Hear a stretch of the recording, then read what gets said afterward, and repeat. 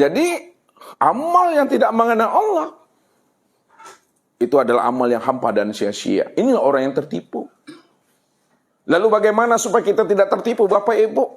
Maka wajib kita mencari dan menemui Allah itu di alam syahada ini sebelum datangnya kematian.